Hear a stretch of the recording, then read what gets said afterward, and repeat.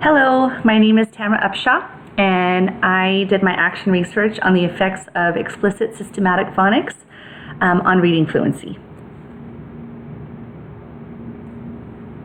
Who is the researcher? It's me. I'm going on 20 years teaching general education for the Ontario Montclair School District. I'm at Ramona Communication Arts Academy. It's in Montclair, California. I have taught preschool for 16 years. And my principal moved me to kindergarten for 2 years, and I am on my second year of teaching first grade. And although we are responsible for many things in our classroom, my main focus for this action research has been teaching explicit systematic phonics that I've been trained on since February of 2018. Okay, cause for concern, yes. Our reading fluency scores and our English language arts scores were very low. So by the end of the year in 2016-17, only 37% of our first graders were at benchmark level. And 50%, half of our students, were at intensive level, and that's the lowest level. And 27 of those students in the 50 percentile were reading 10 words per minute or less. That's an entire classroom of students that are reading 10 words per minute or less. And we know that according to research, children that don't learn to read by the end of their third grade year, they're probably going to struggle throughout the rest of their academic careers and in other areas as well.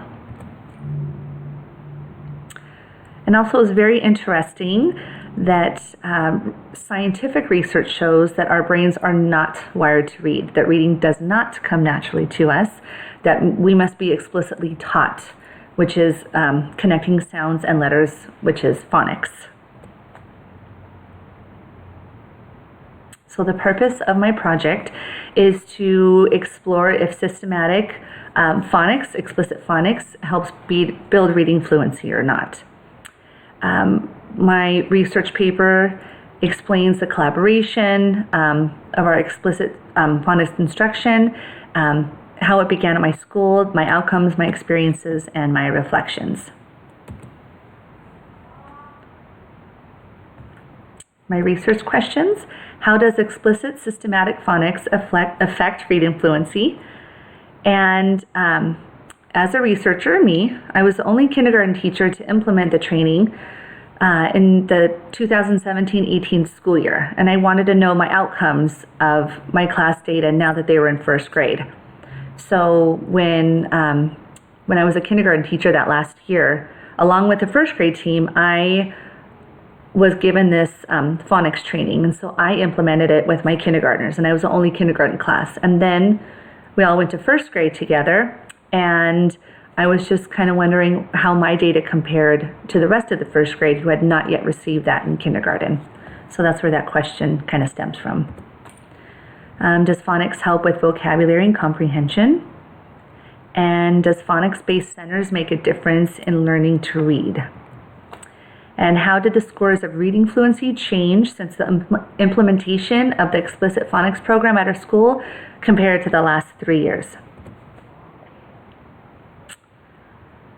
Okay, my literature review is interesting. I researched explicit phonics instruction and the whole language approach, which are on two opposite ends of the spectrum, and then a balanced approach. And what I really found was that I've really taught a lot of the ways, especially coming from a preschool background all the way up to first grade. And I really feel like in kindergarten and first grade that the students are able to handle and really just take in this explicit phonics instruction and just kind of take off with it. So obviously reading is a complex task. Building fluency is one of the most important pieces. But before we actually build fluency and learn how to read words and learn how to read books, there are other pieces like alphabetical principle, phonemic awareness, phonological awareness, phonics, vocabulary, high frequency words. All of those are pieces that are needed to build. That's how our brain is kind of wired to read and learn.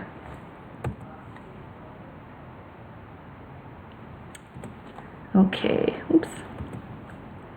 Obviously, the goal for reading is to develop a love for reading, but within this goal lies the importance of automatic word recognition, which is fluency, and comprehension. So fluency is the ability to read with accuracy, pacing, and expression. And when students can read fluently, they're able to concentrate on the meaning of text, which is how they comprehend. But if students are spending a lot of time on the mechanics of reading and sounding out the words, then they're not really focused on the meaning, and the comprehension piece isn't there. We know that phonics helps students and children decode words, and we know that this is important in order to be able to spell, to read, and to write.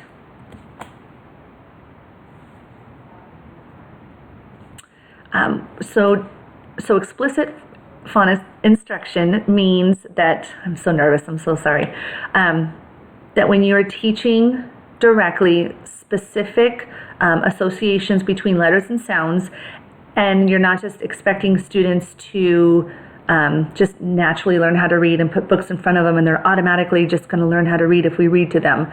You know, when you're teaching it explicitly with sound mappings and in a certain order and a certain sequence, you're helping them decode, you're helping them segment and break down words and blend words. That's really teaching explicit phonics.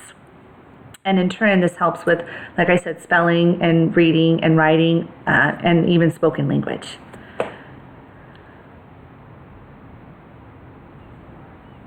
So reading fluently, as I mentioned earlier, means that you are reading with accuracy, pacing, and expression, and you're reading it with ease at or above grade level. And that's one of the most important pieces that you need in order to be able to comprehend. And we know that children that have low fluency scores, they have a hard time with comprehension because they're focused on the mechanics of reading.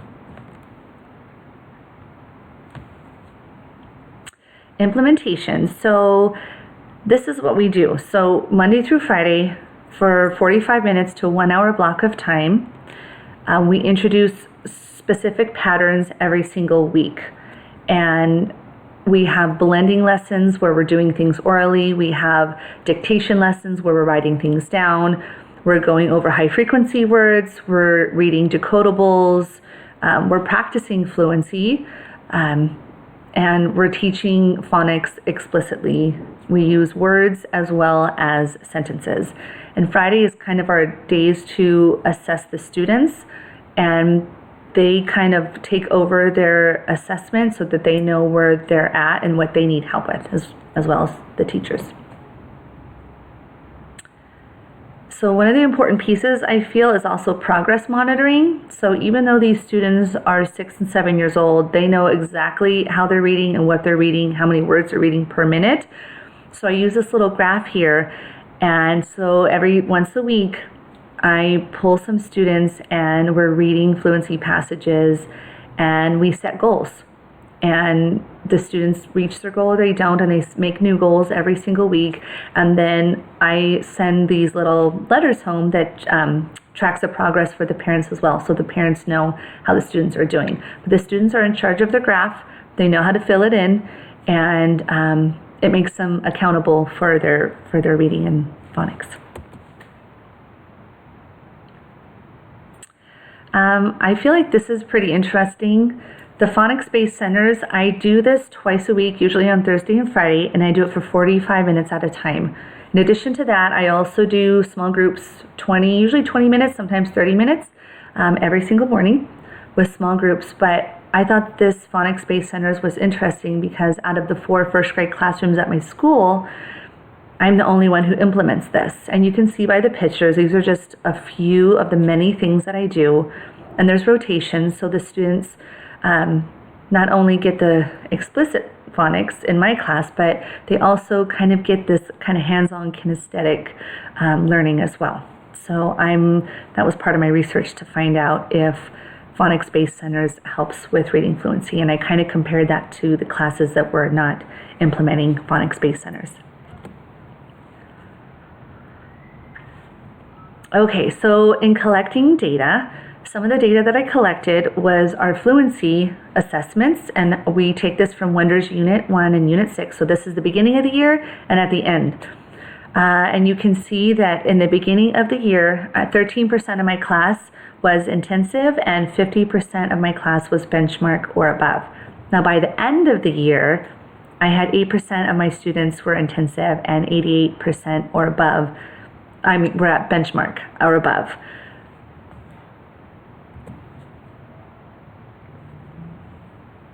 Now this is the page that blows me away. So if you look on the table on the bottom, you could see the scary concerns that I showed on the first slide, which was the 2016-2017 school year. And that's where we get this data from. So half of the first graders by the end of the year were still intensive. That's the lowest level. And then 37% of the students were benchmark or above. And 27 students were reading 10 words per minute or less. Now, if you look at the 2017-18 school year, that's when we started to implement, but we didn't start implementing the explicit phonics instruction until February. But even so, with that, if you could see where we were at the end of the year, we went down to 33% intensive and went up 42% benchmark, and 17% of the students were reading 10 words per minute or less.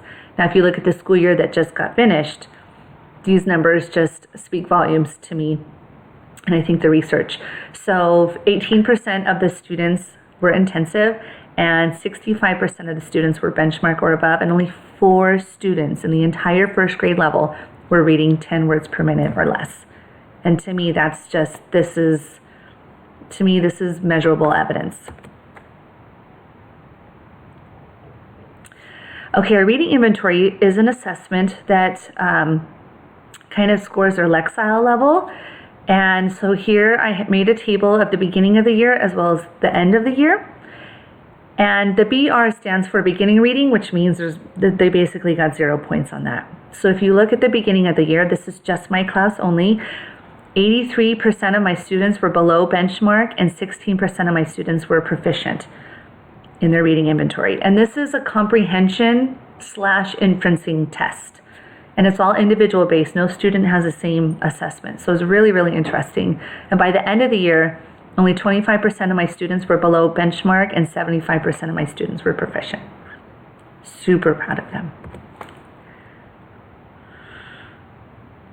And I wanted to show this slide or make this slide because this is our Wonders English Language Arts assessment. And this has, they have to read, there's a writing component, there's multiple choice, there's phonics, there's vocabulary, there's grammar. This measures all of the Common Core reading standards that I included in my action research paper. But I wanted to show this because our school is the only school that is piloting kind of this explicit phonics program. And so I wanted to show you this data of my classroom compared to the district as a whole. So 87% of my class showed mastery within this assessment compared to the district's 71% as a whole that showed mastery. So I just think that this explicit phonics has something to do with this.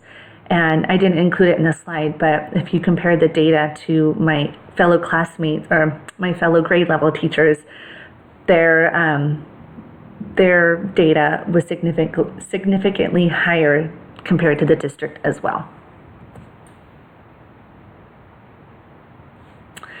So in conclusion, I'm just very happy that I had this opportunity. So before I even signed up for San Diego Christian, I knew once I started this explicit phonics training and this program and implementing it, I knew that once I went back to school to get my master's, whenever that was going to be, this is what I wanted to do it on.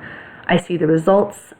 I'm very passionate about it, and the kids are just growing leaps and bounds. So I really feel fortunate that I've had this opportunity to study this phonics program and the effects that it has had on reading fluency.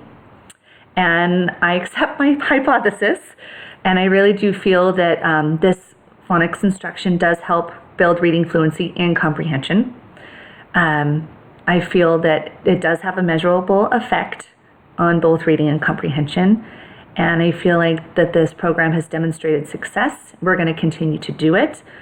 I really feel that it's also improved writing, which is something that I kind of want to research further. And I'm just very happy with the results. And the faith integration, no joke. A couple of years ago, I'm in Hobby Lobby and I see this sign, and it brought tears to my eyes. I got all emotional about it, and it hangs in my classroom. And yes, I know what it means, but I feel like as a teacher, it also has like kind of a hidden meaning. So I know the plans I have for you, plans to give you hope in a future.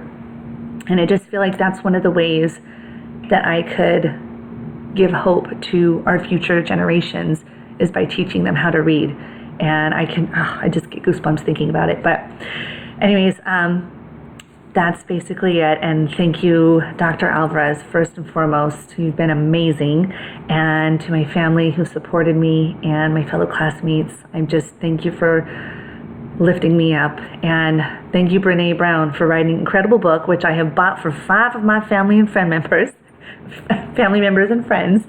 And since then, I've just now followed her. I watch her, listen to her podcast.